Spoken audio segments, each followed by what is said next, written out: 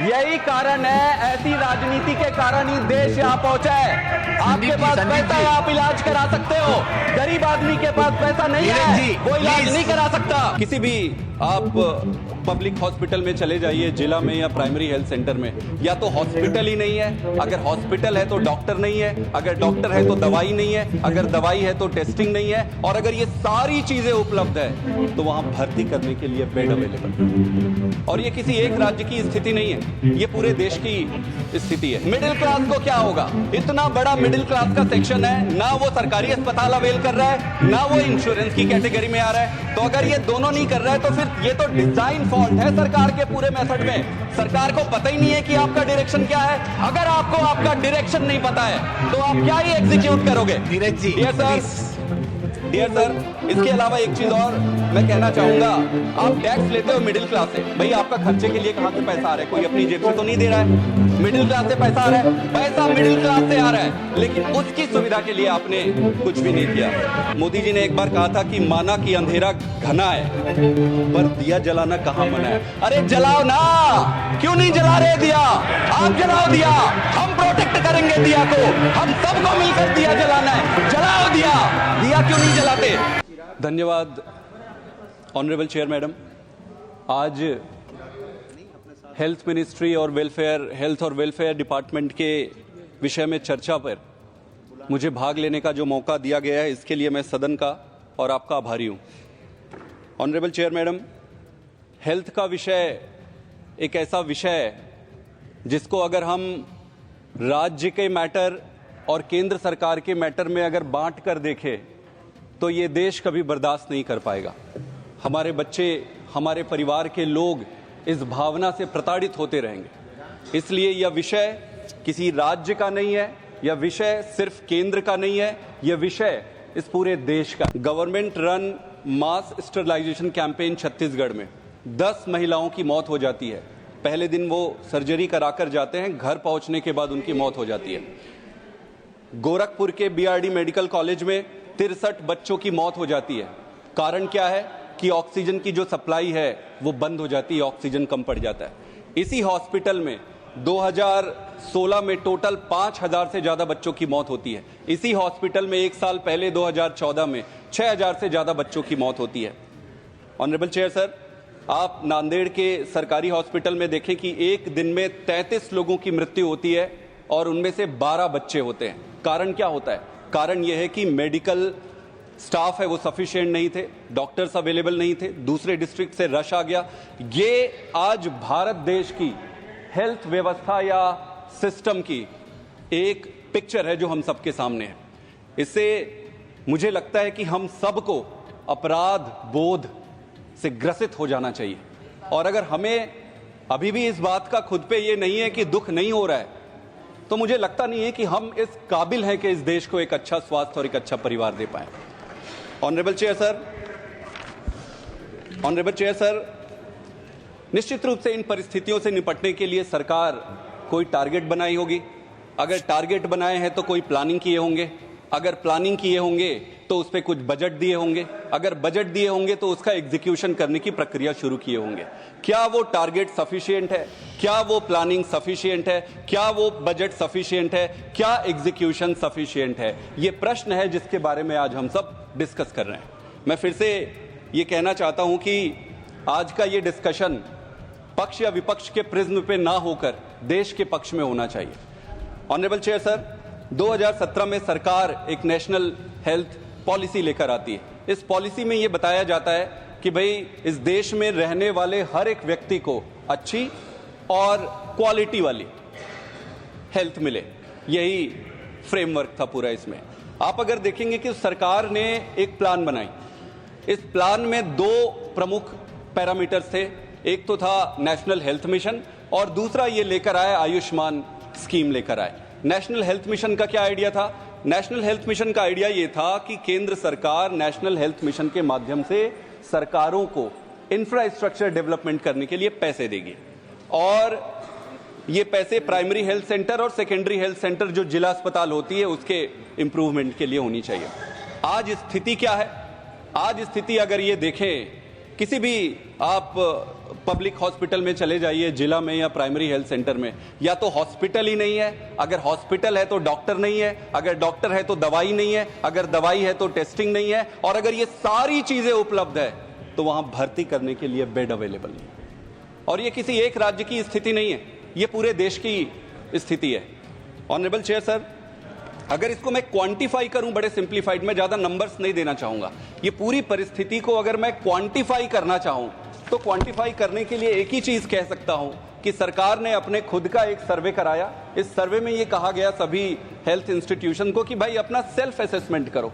जब self assessment किया गया तो ये पाया गया कि 80% से ज्यादा जो पब्लिक सेंटर्स थे, हॉस्पिटल्स थे, छोटे बड़े, वो फिट थे और अनफिट थे और सब स्टैंडर्ड थे। 80% से ज्यादा सब स्टैंडर्ड इंफ्रास्ट्रक्चर के साथ हम अपना ये नेशनल हेल्थ पॉलिसी चला रहे हैं। और ऑनरेबल चेयर सर, एक अच्छी बात रही सरकार की कि सरकार ने IPHS और NQS ये स्टैंडर्डाइज देने का या रेटिंग देने का एक पैमाना है, सरकार लेकर आई है। पहली सरकार दूसरे नाम से चलाती थी, इस सरकार ने रिफाइन किया है, अच्छी बात है। अच्छी बात यह है कि ये स्टैंडर्डाइजेशन का प्रोसेस लेके आए हैं। दुर्भाग्य की बात यह है कि इनके इस स्टैंडर्डाइजेशन में इतने साल सरकार चलाने के बाद भी दुर्दशा जस की तस है। ऑनरेबल चेयर सर, एक और चीज ऑनरेबल मेंबर ने ये कहा कि डॉक्टर और पेशेंट का रेशियो काफी अच्छा है। मैं बता दूं कि 10,000 मरीज के पीछे 10 डॉक्टर है इंडिया में, और डेवलप्ड कंट्री में अगर आप लेंगे तो वही 26 और 30 के आसपास है, अगर इंग्लैंड का ले ले और किसी कंट्री का ले ले। लेकिन आपको यह समझना पड़ेगा कि आप डेवलप्ड कंट्री के रेशियो और पेशेंट के कंपेयर नहीं कर सकते। वहां पे यूनिफॉर्मिटी है, मतलब शहर में भी उतने यही रेशियो है, गांव में भी है। हमारे देश में स्थिति यह है कि शहर में तो ओवरक्राउडेड है डॉक्टर्स का, गांव में आप जाते जाएंगे तो वहां पे स्कैर्सिटी है, वहां पे है नहीं। तो आप सिर्फ ये नंबर को उठाकर कंपेयर करके ये नहीं कह सकते, थोड़ी संजीदगी से देखना पड़ेगा कि स्थिति क्या है। मैं गांव से आता हूं, मैंने देखा है, मैंने जिया है, मेरे साथ मेरे आसपास रहने वाले लोगों को मैंने देखा है कि गांव का एक आदमी वो क्या क्या बेच के अपना इलाज कराता है। ऑनरेबल चेयर सर, ये तो नेशनल हेल्थ मिशन की स्थिति है। अगर मैं आयुष्मान योजना की बात करूं तो आयुष्मान योजना में सरकार की तरफ से मंत्री महोदय यहां बैठे हुए हैं, इसमें डिजाइन फॉल्ट है। और मैं किसी दुर्भावना से नहीं कह रहा हूं, मैं अच्छी भावना से कह रहा हूं, इसमें डिजाइन फॉल्ट है। क्या डिजाइन फॉल्ट है? आप ये देखिए कि, और ये क्या है, ये मेथड है कि इंश्योरेंस किया जाएगा 40% बिलो, जो नीचे के बिलो पॉवर्टी लाइन के नीचे के तबका है उन पे इंश्योरेंस किया जाएगा। 5 लाख का कवर दिया जाएगा पूरे परिवार के लिए हर साल के लिए। इसमें सबसे बड़ी दिक्कत की बात तो जो बेनिफिशियरी आइडेंटिफिकेशन है, वहीं से प्रॉब्लम शुरू हो जाता है। जो 10 करोड़ के आसपास ये बेनिफिशियरी इन्वेस्ट किए हैं, अगर उसको पॉवर्टी लाइन से अगर आप मैच करते हैं, सरकार नहीं किया, अच्छी बात है, सरकार नहीं किया, मैं डेफिशिएंसी बता रहा हूं, तो सिर्फ 2 करोड़ ऐसे लोग मिले जो एक्चुअली में बिलो पॉवर्टी लाइन में आते थे, बाकी का मैच नहीं हुआ। फिर सरकार ने पॉलिसी डिसीजन लिया कि ये मैचिंग में मत पड़ो, काम बिगड़ जाएगा, जो आते जा रहा है उसका करते जाओ। तो सबसे पहली दिक्कत तो यहीं पे है। ऑनरेबल चेयर सर, CAG के रिपोर्ट में लैक्स ऑफ फॉल्टी और फ्रॉडुलेंट नेम इस पे मिला। दूसरा, इसमें सबसे बड़ी खामी अगर आप देखेंगे तो हॉस्पिटल इम्पैनलमेंट का है। ये इस पूरे देश का ही नहीं, पूरे विश्व का एक ऐसा अजूबा इंश्योरेंस स्कीम है जो मरीज को ध्यान में रख के नहीं बनाया गया है, अस्पताल को ध्यान में रख के बनाया गया है। कैसे, मैं आपको बताता हूं। ज्यादातर स्थिति में सर सीरियसनेस ले आते हैं sir, seriousness sir. Honourable chair sir,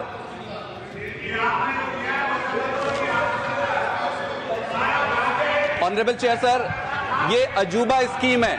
आज तक जितने भी इंश्योरेंस स्कीम उठा लीजिए, सारे इंश्योरेंस स्कीम ऐसा होता है कि इंश्योरेंस हॉस्पिटल को देखकर किया जाता है। ये ऐसा स्कीम है जिसमें बीमारी पे इंपैनलमेंट होती है। मतलब कोई अस्पताल ये कह सकती है कि भाई मैं सिर्फ आंख का करूंगा, मैं बाकी चीज का नहीं करूंगा। कोई हॉस्पिटल ये कह सकती है कि मैं पेट का करूंगा, मैं हाथ पैर का नहीं करूंगा। तो जो इंपैनलमेंट है बीमारी के आधार पर है। आप CGHS ले लीजिए, इसमें हॉस्पिटल के हिसाब से होता है। आप प्राइवेट इंश्योरेंस ले लीजिए, हॉस्पिटल के। क्या कोई आदमी हॉस्पिटल में भर्ती होने के बाद उसके सर्जरी के लिए खुला पड़ा है और वो अचानक कोई प्रॉब्लम आ गया आंख में, तो वो बोलेगा कि भाई करा लो, मेरे पास 5 लाख हैं। बोले भाई साहब आपका इस पे नहीं होता है, आप अभी बंद करवाओ, सिलवाओ पेट को, या दूसरे हॉस्पिटल जाओ या प्राइवेट में पैसा लाओ, आउट ऑफ पॉकेट कहते हैं ऑनरेबल चेयर।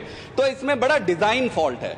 इसके अलावा एक और इंटरेस्टिंग चीज अगर आप देखेंगे कि इसमें हॉस्पिटल में एक और प्रॉब्लम है। जो मैच्योर्ड सिस्टम होता है, मैच्योर्ड सिस्टम क्या होता है? मैच्योर्ड सिस्टम में ऑपरेशन या बड़ी सर्जरी तब तक नहीं करते जब तक जरूरी ना हो। ये इंपैनलमेंट जो छोटे छोटे सब स्टैंडर्ड हॉस्पिटल का हुआ है, वहां पे भावना ये होती है कि भाई कैसे भी करके मरीज पकड़ो, ऑपरेशन कर दो, आयुष्मान का। मैं ये सही कह रहा हूं, मैं गांव का आदमी हूं, मैंने देखा है। ये संभव है कि शहर में रहने वाले लोगों को ये पता नहीं होगा। तो और जो इंपॉर्टेंट सर्जरी है ऑनरेबल चेयर सर, जो इंपॉर्टेंट सर्जरी हार्ट से रिलेटेड, उसमें 8,000 रुपए एक सर्जरी होता है। तो जो इंपॉर्टेंट सर्जरी जो होनी चाहिए वो हो नहीं सकती।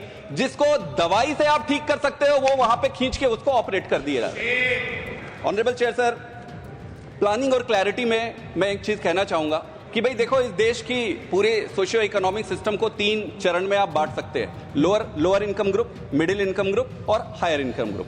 लोअर इनकम ग्रुप के लिए आप नेशनल हेल्थ मिशन लेके आए, सरकारी सिस्टम को आप, अभी मैं सिर्फ प्लानिंग और आपके आइडिया की बात कर रहा हूं, क्या हुआ है वो अलग बात है। नेशनल हेल्थ मिशन में सरकारी अस्पताल को आप ठीक करना चाह रहे हो, वो किसको कैटर करेगा? वही लो इनकम ग्रुप वालों को करेगा। उसके बाद आप आयुष्मान लेकर आए, इंश्योरेंस स्कीम, वो किसको कैटर कर रहा है? लो इनकम ग्रुप को। मिडिल क्लास को क्या होगा? मिडिल क्लास को क्या होगा? इतना बड़ा मिडिल क्लास का सेक्शन है, ना वो सरकारी अस्पताल अवेल कर रहा है, ना वो इंश्योरेंस की कैटेगरी में आ रहा है। तो अगर ये दोनों नहीं कर रहा है तो फिर ये तो डिजाइन फॉल्ट है सरकार के पूरे मेथड में। सरकार को पता ही नहीं है कि आपका डायरेक्शन क्या है। अगर आपको आपका डायरेक्शन नहीं पता है तो आप क्या ही एग्जीक्यूट करोगे? नीरज जी, डियर सर, इसके अलावा एक चीज और मैं कहना चाहूंगा, आप टैक्स लेते हो मिडिल क्लास से, भाई आपका खर्चे के लिए कहां से पैसा आ रहा है? कोई अपनी जेब से तो नहीं दे रहा है। मिडिल क्लास से पैसा आ रहा है, पैसा मिडिल क्लास से आ रहा है, लेकिन उसकी सुविधा के लिए आपने कुछ भी नहीं किया। एक और है, इसमें अंडर स्पेंडिंग। क्या कारण है? क्या कारण है भाई? केंद्र सरकार 2 लेके आई, नेशनल हेल्थ मिशन और दूसरा आयुष्मान। दोनों में ही मैंने आपको आपके सामने डिजाइन फॉल्ट बता दिया, इनसफिशिएंट बता दिया। क्यों ऐसे हो रही है? क्यों ऐसे हो रही है? ऐसा होने का कारण सर, यही कारण है, ऐसी राजनीति के कारण ही देश यहाँ पहुंचा है। आपके पास पैसा है, आप इलाज करा सकते हो, गरीब आदमी के पास पैसा नहीं है, वो इलाज नहीं करा सकता। नीरज जी प्लीज, अगर आप बजट को देखेंगे, अगर आप बजट, भाई आपकी भावना का अंदाजा तो आपके बजट से लगता है। आपने बजट में 1.4% का आपने टोटल जीडीपी का एलोकेट किया है। आप कहते हो कि मार्जिनल इंक्रीज हुआ है। भाई मार्जिनल इंक्रीज तो जीडीपी के ग्रोथ जिस हिसाब से हो रहा है वो होना ही होना है। आपको with respect to the GDP and also corrected with respect to the inflation लेना पड़ेगा। अगर ये सारे अकाउंट फॉर करते हो तो ये नीचे आ जा रहा है। सर, आप जो भी प्लानिंग कर लीजिए, पैसा ही नहीं डालोगे तो होगा क्या? ये आपका हिडन एजेंडा है कि भाषण दो, इस तरीके से डिसरप्ट करो, देश को गुमराह करो और फिर पैसा मत दो आप। सर, एक और चीज आप ये समझिए, बहुत बहुत इंपॉर्टेंट चीज कह रहा हूं मैं। तो क्या इस देश में अस्पताल नहीं है? क्यों? क्योंकि पैसा नहीं है, अंडर बजट है। देश में डॉक्टर नहीं है, क्यों? क्योंकि मेडिकल कॉलेज में सीट्स नहीं है। क्यों? क्योंकि बजट नहीं है। देश में मेडिसिन कम पड़ रही है हॉस्पिटल्स में, क्यों? क्योंकि बजट कम पड़ रही है। सिस्टम खराब है, क्यों? क्योंकि बजटिंग। बजट एक महत्वपूर्ण कारण है, लेकिन क्या एक अकेला कारण है? अकेला कारण नहीं है ऑनरेबल चेयर सर, मैं बताता हूं इसका महत्वपूर्ण कारण है। इस देश का दुर्भाग्य है, इस देश का दुर्भाग्य है कि यहां पर जो राजनीति है वो राजनीति मिसप्लेस्ड राजनीति है। कैसे मिसप्लेस्ड राजनीति है? और मैं पूरे पॉलिटिकल क्लास को ये कह रहा हूं, पूरे पॉलिटिकल क्लास ये समझती है कि हेल्थ और एजुकेशन, इससे चुनाव में वोट नहीं मिलते। जिस दिन पॉलिटिकल क्लास ये समझ जाएगा कि हेल्थ और राजनीति को गंदे चुनाव की अपनी राजनीति से दूर रख के देश के लिए करोगे, उस दिन ये देश आगे बढ़ जाएगा। हमने किया, हमने दिल्ली में, हमारी राजनीति क्या है? आप पूछो हमारी राजनीति क्या है, हमारी आइडियोलॉजी क्या है? हमारी आइडियोलॉजी स्कूल है, हॉस्पिटल है। ऐसी राजनीति करेंगे? पंजाब में नेशनल हेल्थ मिशन का पैसा रोक देते हैं। आज अभी जब मैं बोल रहा हूं, दिल्ली में जो मोहल्ला क्लिनिक बने उनका नाम बदल रहा है। 251 मोहल्ला क्लिनिक को आप बदल रहे हो। इस भावना के साथ आप देश चलाओगे? Honourable chair sir, honourable chair sir, Sandeep ji 1 minute, Sandeep ji 1 minute, 1 minute. Okay please Sir, can I request everybody, please let him finish his speech. You'll have your opportunity to reply. Neeraj ji, आप नहीं, नीरज जी, जब आपका मौका आएगा या बता दीजिए. Let the member have the freedom to speak. You आप नीरज जी, मेरा आपसे विनती है कि जब आपका मौका आएगा आप बता दीजिए सच क्या है. आप उनको बात करने दीजिए. वो पॉज करेंगे. Sandeep ji, please continue. Thank you sir. I request, please let the member finish. You're all senior to me. I'm looking for you to help me do this program better. Let the speaker. कारण एक तो political है और दूसरा इच्छा शक्ति है. Sir, Modi ji ने एक बार कहा था कि माना कि अंधेरा घना है पर दिया जलाना कहां मना है. अरे जलाओ ना, क्यों नहीं जला रहे दिया? आप जलाओ दिया, हम प्रोटेक्ट करेंगे दिया को. हम सबको मिलकर दिया जलाना है. जलाओ दिया. दिया क्यों नहीं जलाते? मेरा एक सबमिशन है. Sandeep ji, I have a suggestion. No, please conclude in 30 seconds because I stopped you in between. Conclude in 30 seconds. Honorable Chair sir, इस देश में 788, let us consider 800 के आसपास जिला अस्पताल है. मेरा ये सबमिशन है, हाथ जोड़ के विनती है सरकार से. सर, 800 के आसपास 778 जिला अस्पताल है. अगर पूरा देश इकट्ठा हो जाए, प्रधानमंत्री जी, उनकी सारी कैबिनेट, पूरी पार्टी, सारे विपक्ष, पूरा देश अगर इकट्ठा हो जाए, तो क्या इन 800 के आसपास जिला अस्पताल को ठीक करना डिफिकल्ट है? डिफिकल्ट नहीं है. क्या डिफिकल्ट है? मेरा एक और सबमिशन है. Do not make multiple parallel schemes. आपके स्कीम्स तब तक सफल नहीं होंगे जब तक उसको एग्जीक्यूट करने के लिए यूनिट्स रेडी नहीं होंगे. आप पहले कैपेसिटी बिल्ड करिए. आप पहले छोटे डिस्ट्रिक्ट हॉस्पिटल को ठीक करिए, प्राइमरी हेल्थ सेंटर को ठीक करिए, फिर आप स्कीम्स बनाइए. Thank you very much sir. Thank you Sandeep ji.